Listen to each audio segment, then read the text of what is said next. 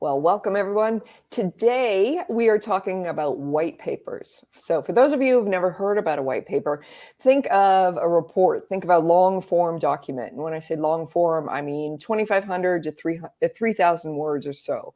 Now, white papers are typically used in the business to business space where a company's product or solution is complex. It takes a lot to explain what it does, and it can't be explained in a catchy soundbite. So in today's episode, we're going to explain white papers, cover some of the pitfalls along the road to creating a white paper, and walk you through a way to tell if your company would benefit from creating a white paper. And by the end of this podcast, you'll know if this is the type of content for you, and if so, how to get started with one.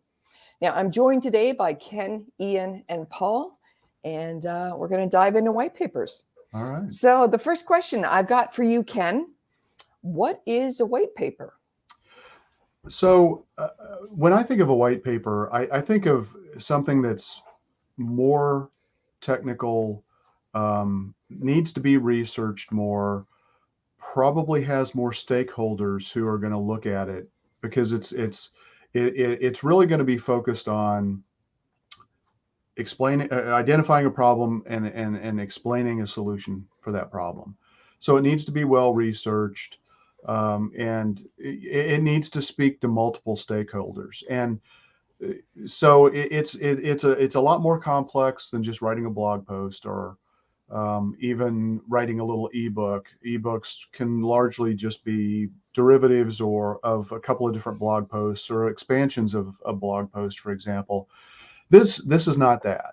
The lineage of a white paper really comes more from a technical perspective. So think science or engineering, where they actually would write very technical stuff, that's well founded with research to support, describing the problem, documenting the problem thoroughly, and then really peer reviewing the results that came out of the findings.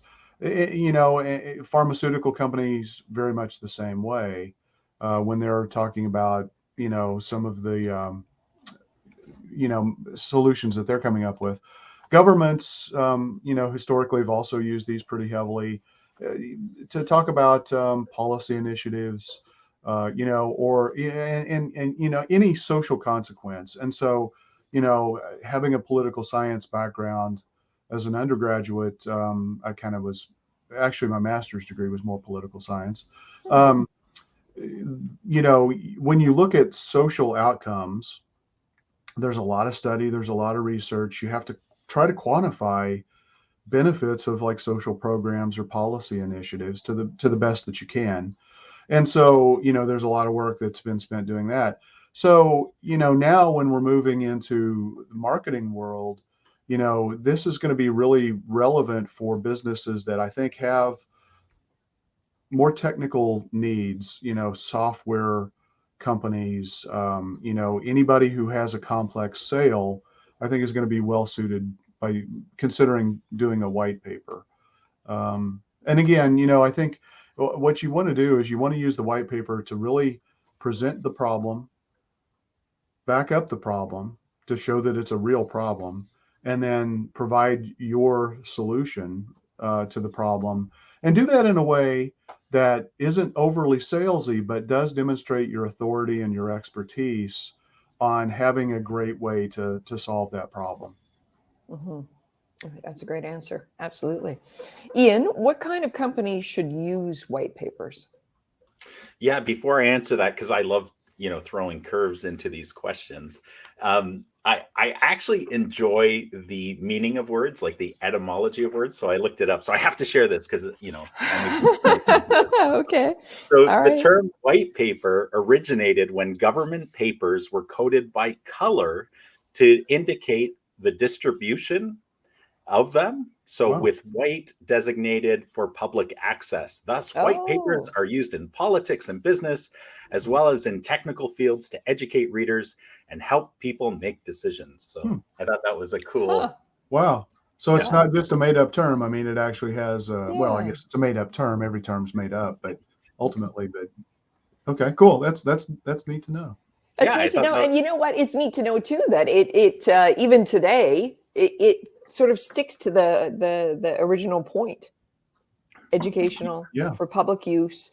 Yeah. And yeah, one of the make things I good wanted to decisions. jump in on Ken, just before I get you going, Ian, is that that a very good white paper, even though you know it's written by a certain company, and of course they sell the product or solution that will help with the problem that they're talking about, it is a document that largely you could read it and feel like you were getting very, very well educated on, Right. you know, on this problem. Yeah. It's not a thinly disguised sales pitch whatsoever. And even for your readership, the type of person that's going to download a white paper to aid in their buying or their research of a product or service is, you know, has a pretty high bar to what they expect when they're handing over their information for a white paper. Like, you better be delivering some good information here. Yeah, absolutely. It's got to be massive value. It can't Yeah. be. It can't come across as salesy at all. Yeah. Yeah. Obviously, you can work that in a little bit, but you have to be really careful. It's really all about you. What you want to do with a white paper is you want to use it as an authority builder, that you understand the problem and you understand what it takes to solve the problem and have a solution to the problem. Yeah, 100%. Okay, Ian, how about your turn? All right. So the question that you asked me was, what kind of companies should use white papers? Yeah. So white papers are almost solely used in the business to business world, or in some of the other areas you heard, you know, obviously medical and technical and government and that kind of stuff, and educational. But since we're talking about and to business owners, it really is a business to business type tool. Like, you wouldn't use this to really educate consumers, because there's other tools that you could use for that are a little bit lighter. This is very technical. So the reason for this subject matter, as Ken was talking about, is usually very technical. It's meant to educate, inform, and influence them, subtly influence them. I mean, even by you asking the question, delivering an educational technical response, you're positioning yourself as an authoritative figure, and you're answering their question, which means you understand their problem. So, you might be a prime candidate to use white papers in your business if you sell products or services that have a long sales cycle with multiple decision makers, and usually with significant budgets. You know, because you're trying to educate people, and really inform them of what the best solution is to the challenge, the technical solution. So companies that tend to use white papers are those with products or solutions that are highly technical, scientific, complex solutions, or those that rely on a high level of intellectual property even. So some examples. I think examples bring it rubber meets the road kind of stuff here. So even like a financial investment company could create a white paper to explain how artificial intelligence with expert managers over it work together to yield higher returns for their clients. A small handmade soap company, which seems ridiculous to have a white paper, right? Like, you think, why do those guys need a white paper? But they're trying to convince large distributors and large companies to carry their product. So they might want to explain their full production process, how it supports sustainability, eco-conservation, how they use locals in the impoverished parts of the world, and supportive data of why that matters to consumers. So that could be a very strong white paper.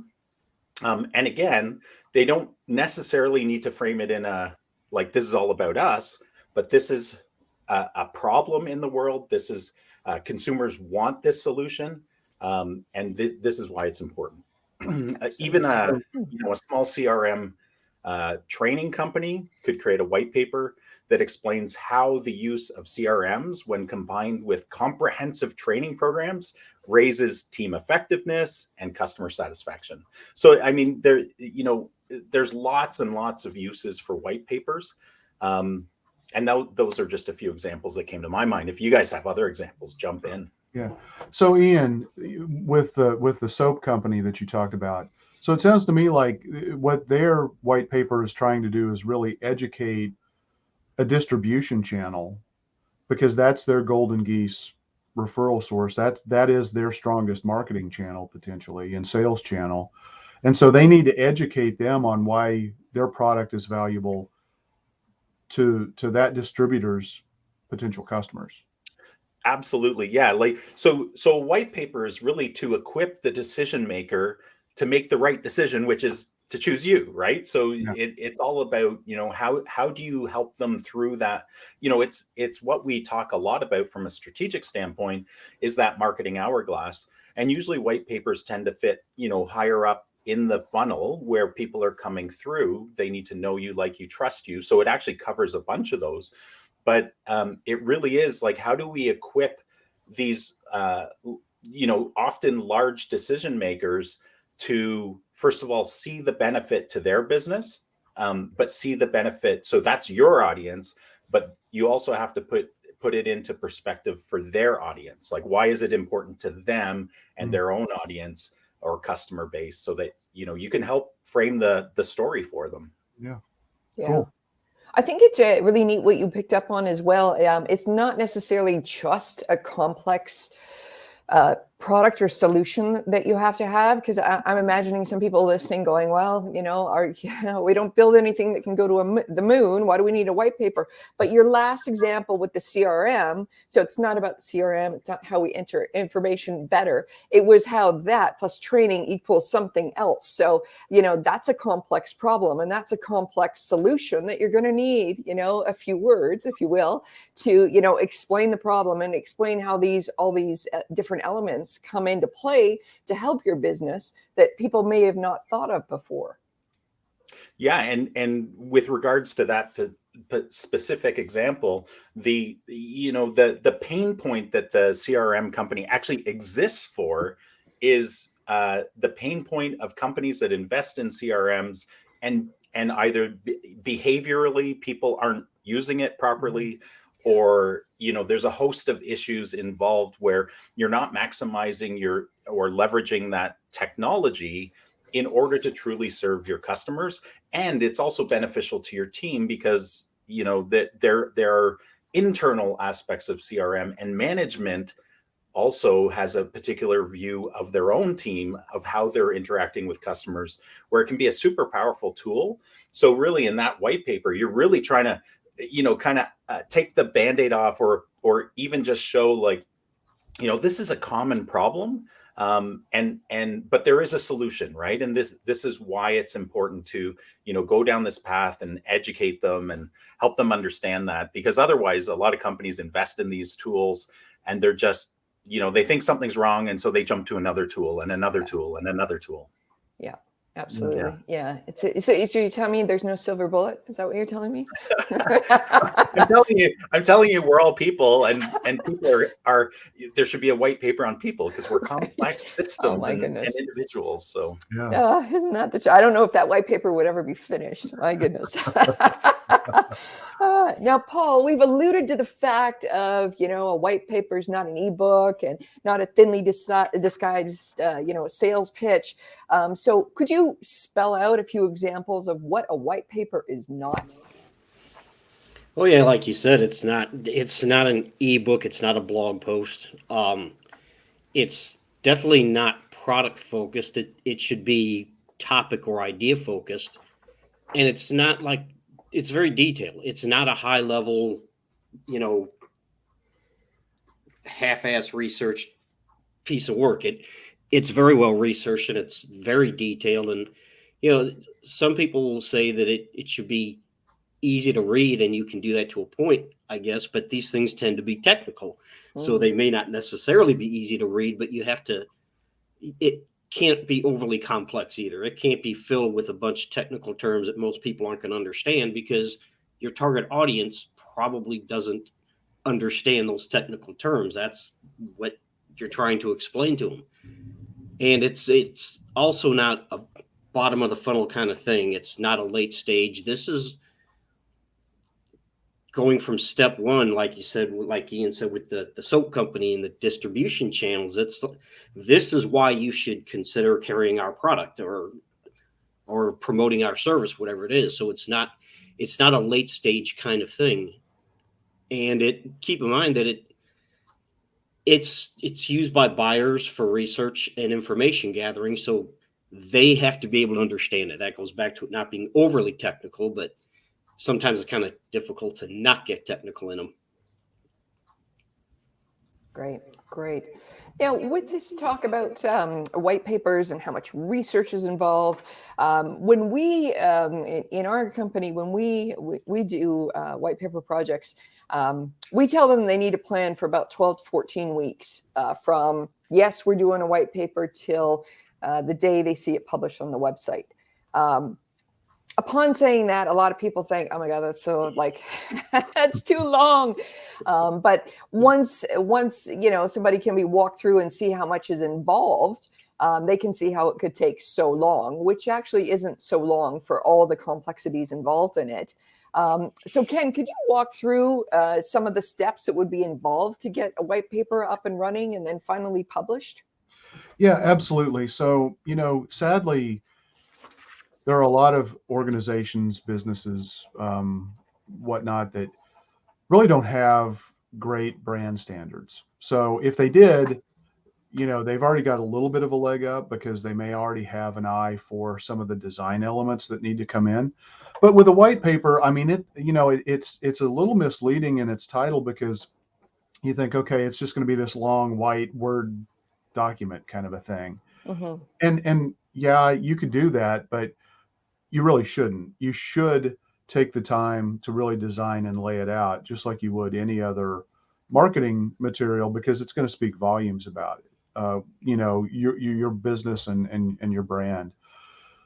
So the other thing about, when you get started, there are a lot of stakeholders usually involved in creating the white paper for a business to talk about that problem and to talk about the solution. And so you need to get those stakeholders all involved, the subject matter experts, whatever you want to call them, and if you're going to provide any financial data, you're going to have to talk to the CFO. If you're going to provide any technical data, you're going to have to talk to your technology officer, your information officers, whoever those folks might be, maybe operations. So you really want to get, a lot of people pulled together to really do this thoroughly.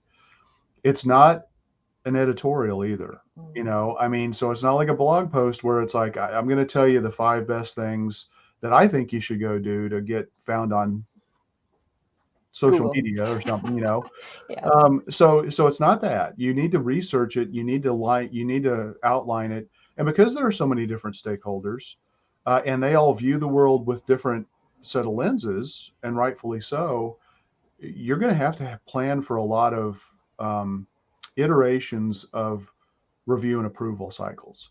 So I would plan on having to have this go through at least 3 to 4 revisions.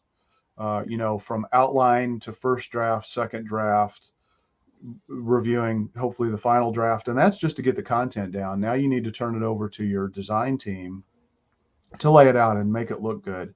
So I think you can get a good running start on the design aspect, and maybe you can start working on that in parallel with the content creation to a certain degree, because hopefully you do have brand standards. So the colors that you want to use, maybe the types of call outs that you want to use to highlight the critical points, to really emphasize those things. But again, I mean, because it's writing, it's basically like writing a book in a lot of ways, and you have to annotate, the sources, to show where you're getting your data to back up your arguments and all of that kind of stuff. So yeah, I mean, it's a beast, and it's because there are a lot of moving pieces, all coming from different people with different perspectives, to really provide that big picture overall view of that problem and the solution. So we can see how it would take a long time to get this going, and it seems like, as you explain it, 14 weeks. So it seems pretty reasonable after you explain it like that. So Ian, if people haven't been scared away about the 14 weeks, are there any pitfalls they could face along the road to from starting to finishing their white paper? The only thing to fear is fear itself. Do not be scared of 14-week turnaround time. I think one of the biggest potential pitfalls is having no strategic alignment. You've heard us talk a lot about strategy first, strategy first, strategy first. That's because that's become a really important banner for us to carry. And it's very unique in the industry because people easily forget about strategy. So strategic alignment. So what I mean by that is you need to ensure that your white paper has a clear business purpose. It's just not an altruistic, let's educate the world. No, you need a business purpose to this that supports your sales, your marketing, your business objectives. So even though you may not be doing overt selling in it, the purpose has to fit within that marketing hourglass. Like you understand where it fits, you understand what precedes it, you understand what comes after it. You would definitely, even though they might not be overt calls to actions, you still have calls to actions in this. Like, hey, want to learn more about our, what you just read about, call us up, go to our website. And so just like every marketing effort, we speak about strategy has to come first, or you're just burning time and energy and money. The second one I would say from my perspective, that's kind of the second biggest pitfall is you need to remember who your audience is, what question they're trying to answer, what question they're asking in their decision-making process, and how this particular white paper can help support that decision. So stay on topic, don't get sidetracked. So really that pitfall, if you were to give it a title, it would be lack of focus. Don't lose focus of what this white paper is all about. Be relevant, stay relevant, and remember it's all about bringing value to your reader. It's not about, hey, we kicked out another white paper as a company. Woo! No, it's about being relevant and adding value to your readers. Good. That's great. That's great. I've got another one that I think is a huge problem, and that's version control. You have so many people looking at this, and if you're the person who's tasked to integrate all of the comments, they are going to contradict. So how do you adjudicate that? What's your process? How do you even keep track of all of the different comments? Are you even working on the right version? Did the people who reviewed it, are they even reviewing the right version? So you really need to plan this out, and you need to use a tool set that's going to make the version control and the coordination of comments and integration of comments as easy as possible. That's a really good point. And not only technically, but if Bob says something and Lisa says something else, who do we go with? Yeah, right? Exactly. Like, who do we choose? Right. You need to know who has ultimate veto control in that corporate culture, or company culture. Yeah. 100%. Absolutely. Paul, is there any other pitfalls that you've come across or about with white papers? Yes, a couple that come to mind are just because of the length and complexity, there's going to be delays and missed deadlines, and there's just so many opportunities for something to, throw the proverbial wrench into the works and screw things up. And so really it comes down, and I guess this is a separate one, but they kind of go together, is someone has to own this project because you're going to have all these inputs from all these different people. And ultimately you're going to wind up with review by committee, which is never going to work. So everyone has to have their defined roles, but ultimately, and I think this is kind of what Ken was alluding to, someone has to own this project. Someone has to make the final decision, say, okay, this doesn't belong here. And that's going to piss certain people off because, sometimes egos get involved, but that someone has to have ownership to make that decision. And if that's not there, you run the risk of it. You wind up never getting it published, and then your competitor gets their white paper published before you, and now you've just lost an opportunity. I think those are two challenges or pitfalls that kind of go together that need to be kept in mind and addressed from the beginning before you even start. Who owns this project? Who has input? Because You have graphic designers involved. A lot of people never think, why would you need a graphic designer on a white paper? Well, because there's graphics involved. There's probably going to be graphics involved. Should be. And, your content writers, your technical writers, all these people that are going to have input. Like Ken said, they're all going to have different perspectives and different inputs. So someone has to have ownership and final decision making. And I think that needs to be set out at the very beginning. Yeah. I think the other thing too is you've got to have buy-in and commitment from all parties who are going to be involved. So you need to get that down and agreed upon by everybody so that they're meeting their deadlines. Because, we see it, even in fairly simple things, people get busy or they get sick and they're out for a period of time. And, so how are you going to deal with that? You ideally you want to try to plan for this, whatever is, this oftentimes may be a marketing or a product development type of initiative, and that's the sponsor of this type of a project. Okay. But other parts of the organization don't have the same priorities and the same needs as you. So you'd have to negotiate this effort across the entire organization and get buy-in and commitment, or you're going to expect to see delays, and delays lead to spiraling out of control and maybe even never completing a project or creating a subpar project. Absolutely. Now, Ken, you mentioned the word beast. What's this beast is because it is, as we explained it. It's a huge endeavor. It really is. Yeah. But on the other hand, a well-written, well-researched, well-done white paper, you're looking at a shelf life of 12 to 18 months, quite seriously. So, the 14 weeks we've seen is definitely worth it. But okay, let's pretend it's promotion time. It's published, goes up on the website 2 hours ago. Many people are going to think like, we're done, just download it, will ya? But much like a product launch or any kind of other launch, launch day is not the end of the process, it's the start of it, right? So what are some ways that a white paper can lend itself or be the basis of some promotion that happens for the company, both in order to, download the white paper, but also to, educate the prospective buyers of like, hey, we've got some answers here. We've got some content that will be very helpful to you. Yeah. So I think the white paper really is great for thought leadership. And that's probably the initial reason why somebody came up with it, is we need to establish ourselves as being a thought leader, in our marketplace.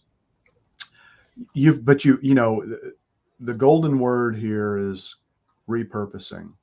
You've got a document that you can break up into chunks and use in so many different ways, or you can use it as the basis to create other very strongly related marketing products.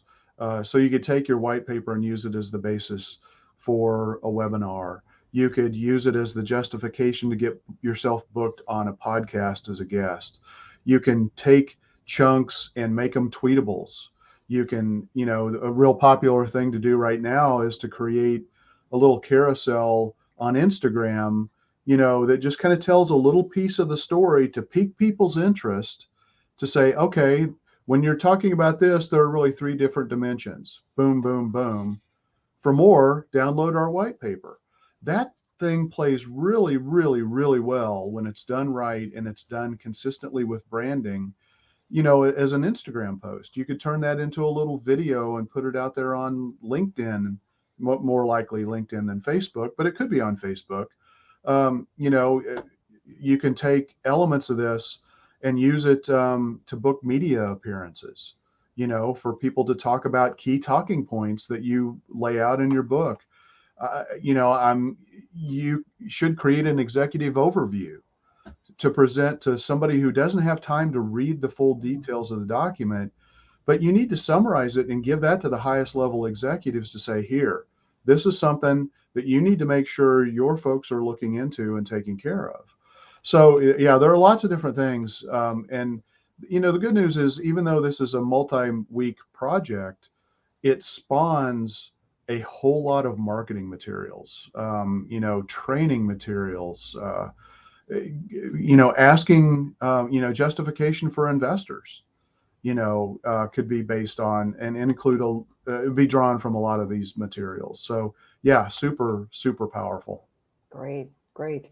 Now, Ian, if a leader in their company is listening to this podcast and is thinking that a white paper might be a good idea for them, what are some questions that they can ask themselves to get clarity on if this is a good use of their time and budget? Because I mean, I was going to say this could be seen as another shiny object, but it's just too painful to be considered a shiny object. But what are some things a company would have to consider? Because there are far easier and faster ways to promote your products or services. So what kind of things should they ask themselves if they're like, should we write a white paper? Yeah. So the first question I think is so important. It's asking yourself, do we sell highly technical, highly innovative, or highly complex products or services? And would it influence or help buyers or support their decision-making process to have these complex solutions and issues explained, right? I think that's probably the really big key question. Because if you don't ask that, how do you know if it's strategically viable or relevant for your business? Other questions that I think are really helpful too is, do we have a new idea that needs an in-depth, comprehensive explanation, right? Especially like you see this all the time today in every industry, that artificial intelligence is booming, right? Everything has artificial intelligence in it. So it's, but that's a good example of, well, that's great that AI is in my coffee maker, but actually how is that going to help me? Another question is, does our product or service or idea address a significant trend, a challenge, or a problem in the market? And then this dovetails really nice with what Ken was talking about. Are we able to promote the white paper continuously for months after it's published? And how it dovetails with Ken's question, or what he was responding to, was how can we repurpose it? Can we create a white paper video of an expert walking you through this? Because some people consume video more than written, right? Mm-hmm. Have we considered how this white paper can be refreshed in the future? Because you were talking about, maybe the freshness date, the best before date on it is 12 months, Jen. But, within 12 months, if the content is so foundational in the industry, chances are you can probably refresh it just by rewriting some areas, adding some new trends to it, whatever it is. But I think it's really important to get that on your marketing calendar, so that as a team, you're going to invest in that because it's such a valuable thing. And then a great question too is how will we leverage this through our sales and marketing channels? And I think that's huge, right? Because as Ken was saying, are you going to tweet about it? What are you going to do with this? And this is a teaser.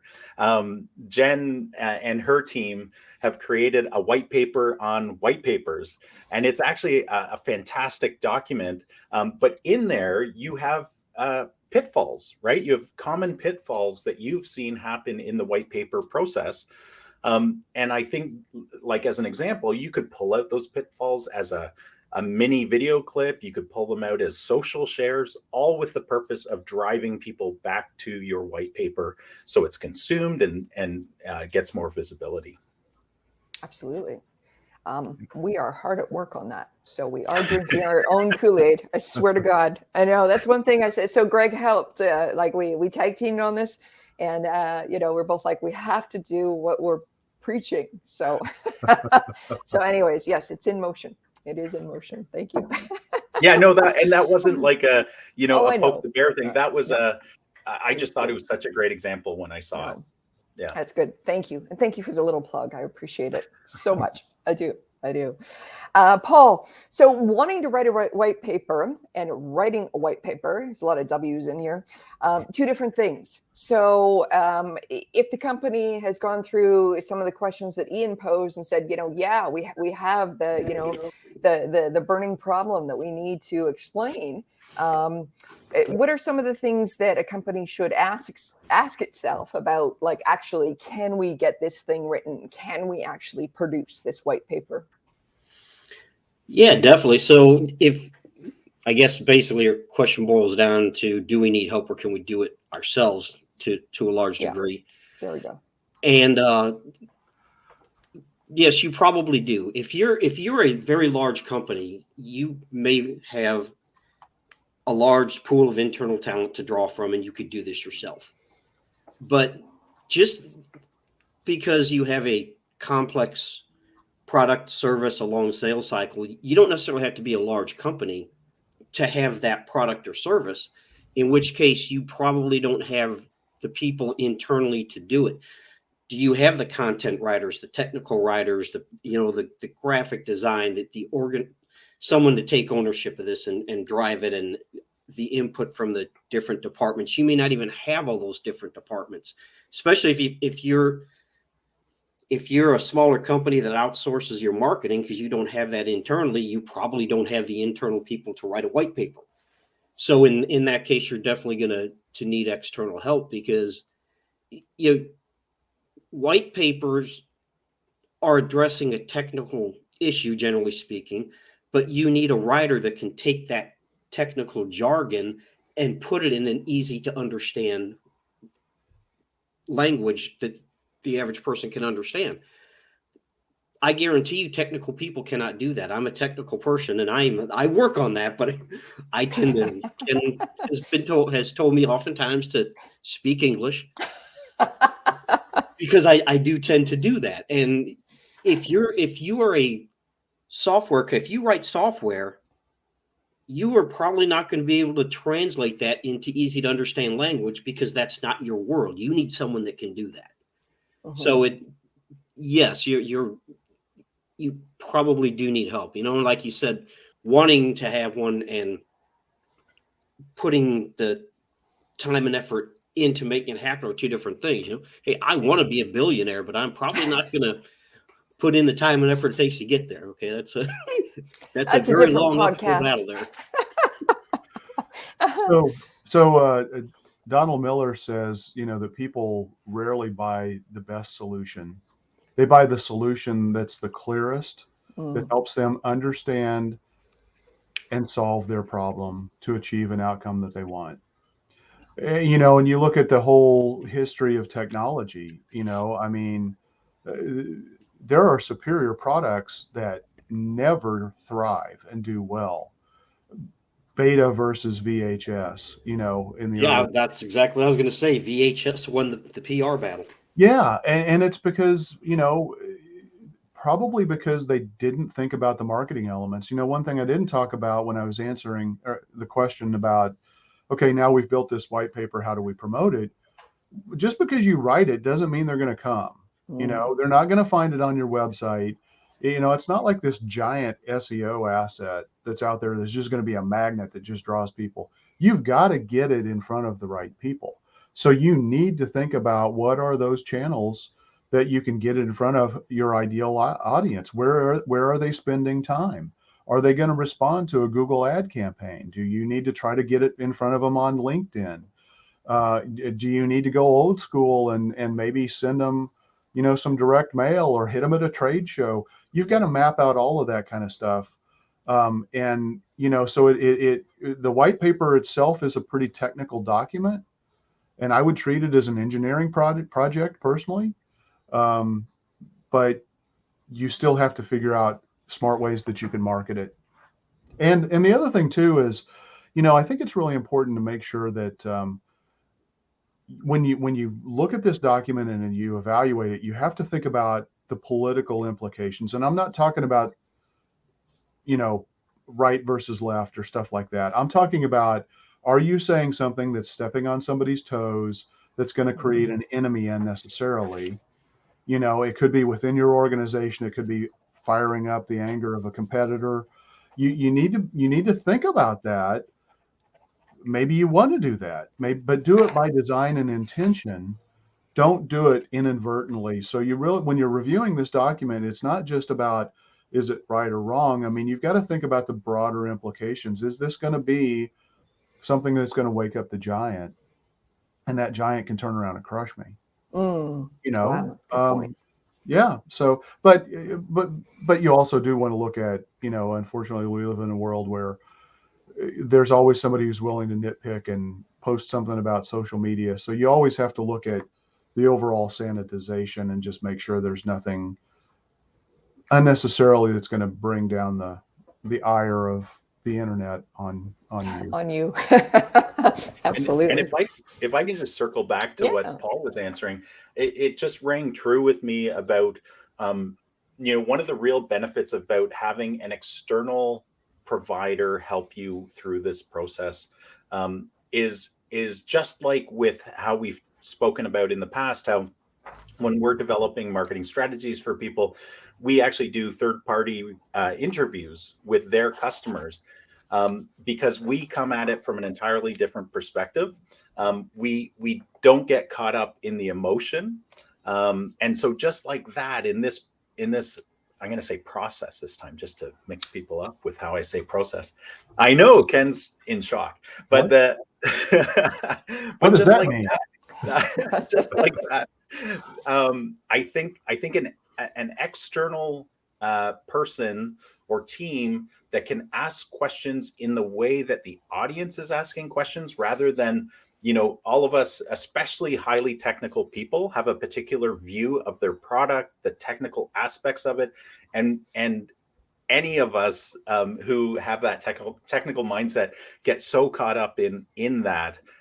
As an example, when people used to call me about SEO, I used to get sucked into I wanted to dazzle them with all my knowledge about the technical aspects of SEO, but that's not what they were asking.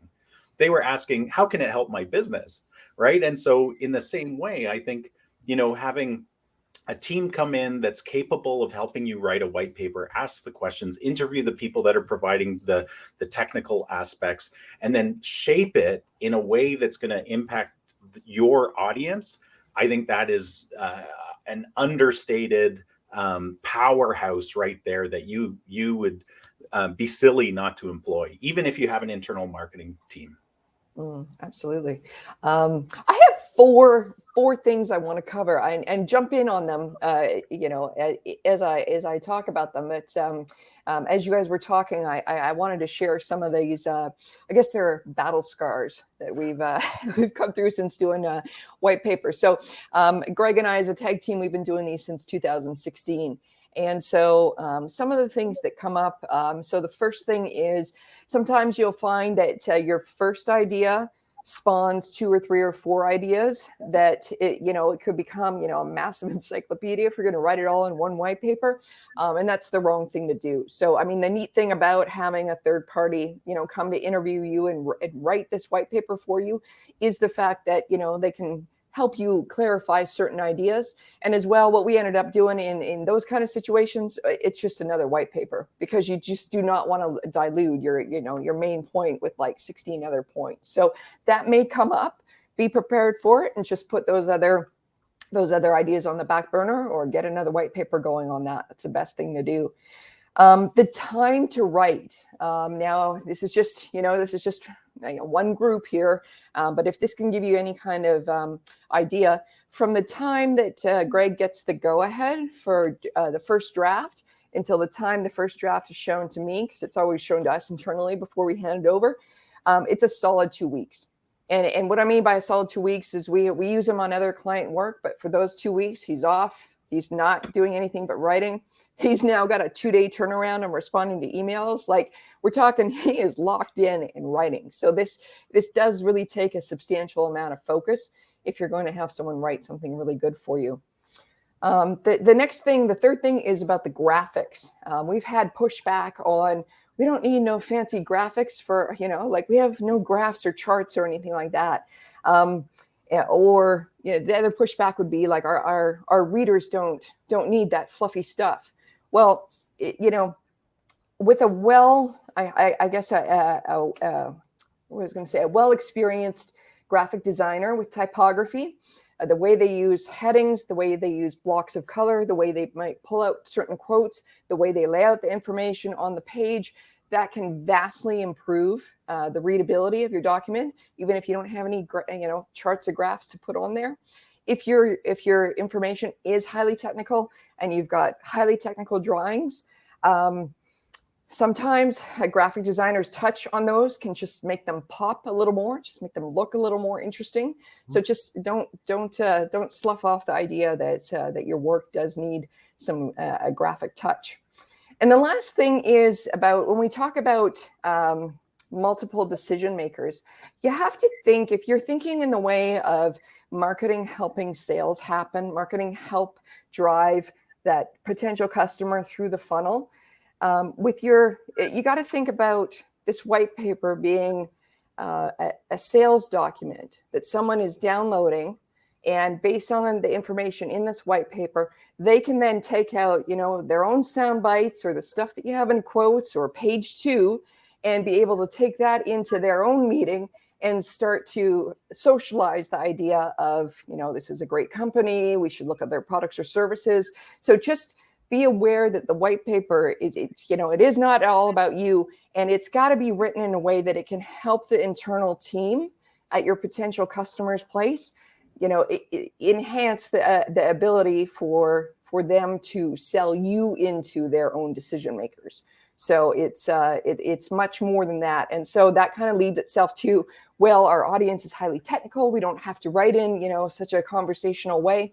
Well, you might, because the end user who's on the committee to buy your software is not technical. They need to know, how's this going to be used in my day-to-day work, as opposed to, the technical IT department that has no problem with technical documentation. Yeah. So just be aware of all those things as well. Yeah, that's a great point, because, white papers often can build champions within the organization that you're trying to sell into. So you need to make their job easy to help sell it internally. And if you don't have those graphical elements, those call outs, those easier, more digestible pieces of information, you're making their job a whole lot harder. And so you want to factor that stuff in for sure. Yeah, absolutely. Yeah, you're speaking to my heart, Jen, when you talk about introducing graphics that support the message. Because I originally started my career as a graphic designer, and so part of that was information graphics, right? How do you take complex issues, boil them down to very simple graphics that support the message people are reading about? Because I just what Ken was talking about, right? If you confuse, you lose. If you make people work too hard, they'll give up. So remember that not everybody reading this is going to be an engineer. Not everybody reading this is going to be a scientist. You have to help them along. And just a simple anecdote from my corporate days when I was buying highly complex, marketing automation systems. Sometimes the people would come in, they'd walk you through a sales presentation. They'd drop down, here's our Bible on this solution. When in fact, as I'm going through this, or as they're explaining it, I'm actually drawing a flow chart on my page, because I'm trying to understand, okay, how does this process work within our business so that we can effectively use it? Now, wouldn't it have been nice if they actually provided a graphic of, this is how most businesses use this solution within their teams. This is where our team dovetails with your team, blah, blah, blah, right? Like graphics can, even though, some people might see them as highly simplistic because they're not wired that way, a lot of people are visual learners, and in the very least, a simple graphic can help support the message. And I think that's such an important thing to remember. Mm-hmm. Well, we remember images way more and for much longer than we do words. And Ken, if you can introduce smell, I mean, woo, the memory is off the charts. So, exactly. Introduce some smell-o-vision into that white paper and you're rocking. There you go. Scratch and sniff. Here we go. Back to my sticker days. That's great.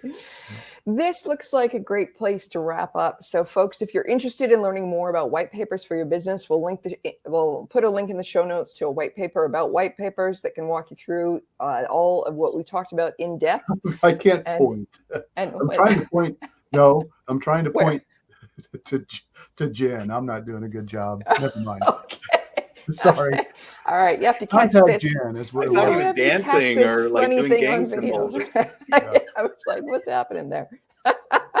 If this has been helpful for you, please share the wealth with others by telling other people about this podcast. Thank you for joining us today, and we'll see you next week.